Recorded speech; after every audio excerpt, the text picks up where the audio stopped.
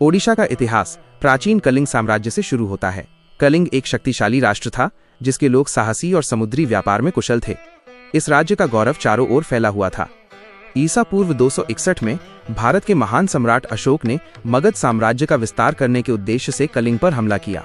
दया नदी के तट पर जो युद्ध हुआ वो मानव इतिहास का एक भयानक अध्याय था। लाखों लोग मारे गए और पूरा युद्ध क्षेत्र खून से लथपथ हो गया।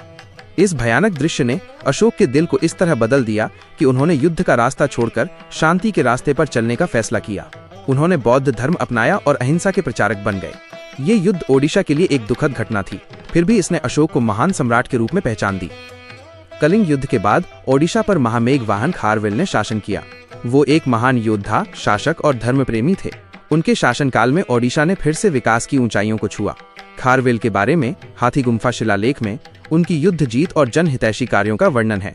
वो जैन धर्म के संरक्षक थे और उन्होंने उदयगिरी और खंडगिरी में कई गुफाओं का निर्माण किया था। खारवेल के बाद ओडिशा पर विभिन्न राजवंशों ने शासन किया। सोमवंशी राजाओं ने उत्कल को एक शासन के अधीन करके इसकी कला और संस्कृति को समृद्ध किया। उन्होंने भुवनेश्वर में कई सुंदर मंदिरों का निर्माण कराया, जिनमें से प्रसिद्ध लिंगराज मंदिर भी एक है। इसके बाद पूर्वी गंगा वंश के राजा आए।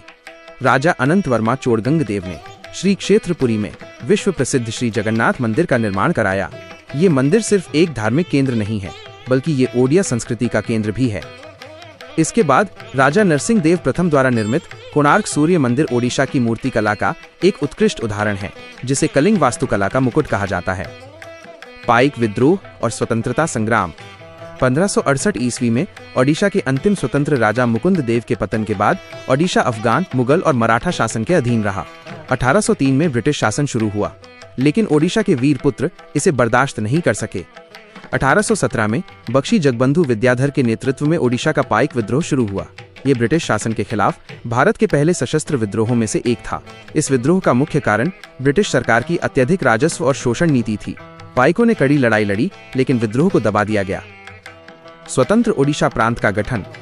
ब्रिटिश शासन के दौरान ओडिया भाषी क्षेत्र 3 अलग अलग प्रांतों में विभाजित थे। इस विभाजन के कारण ओडिया पहचान खतरे में पड़ गई।